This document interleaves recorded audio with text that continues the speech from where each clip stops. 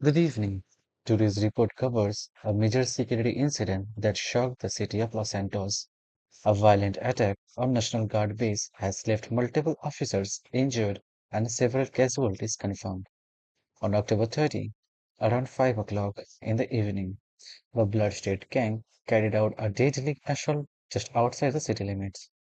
What began as a routine evening for the base personnel quickly turned into chaos, gunfire, explosions, and total disorder. In this report, we will walk through how the Bloods approached the base, how the attack unfolded, and how they escaped with stolen ammunition and weapons. Authorities are calling it one of the most dangerous gang-related attacks in recent days.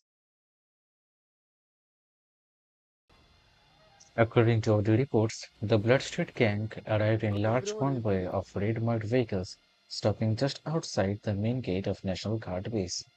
Witnesses say the group appeared calm at first, but moments later, everything changed. One by one, their vehicles moved toward the entrance. Guards stationed at the gate attempted to question and stop them, but before any response could be made, gunfire erupted. The first wave of officers on duty came under heavy fire. Shots rang out across the base perimeter as the attackers forced their way through the main checkpoint. Within minutes, the situation spiraled out of the control.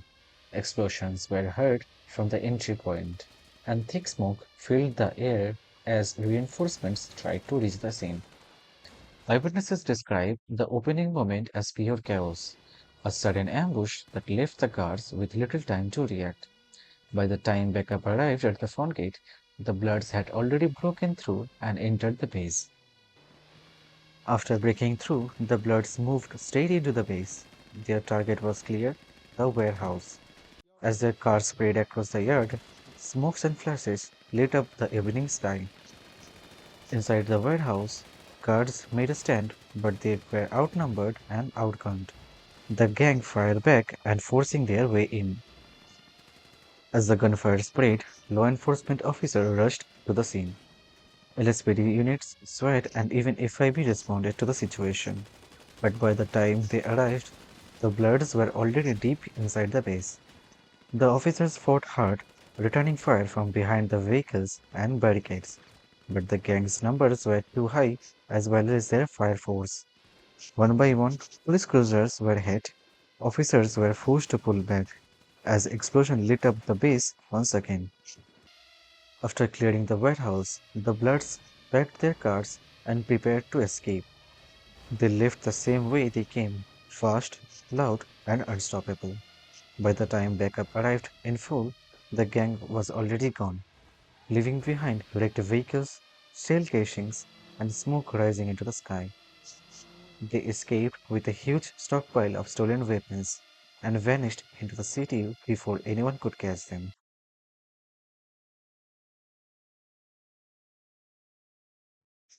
The base was left in ruins. Emergency lights flashed across the yard. Dozens of officers and soldiers lay injured. Some of them never made it out. Officials confirmed multiple casualties, calling this one as the most violent gang attacks in the recent memory. The area remains sealed off that night as investigators work to collect evidence and count the losses. Right now, the Bloodshed Gang is on the run, armed, dangerous, and carrying enough firepower to spark another war. Authorities are searching every corner of Los Santos to find those responsible. They are warning citizens to stay indoor after dark, avoid unsecured areas near the docks and highways, and report any suspicious activity immediately. Field reporter Ria Jod, Life News, reminding you to stay safe, stay vigilant, Los Santos.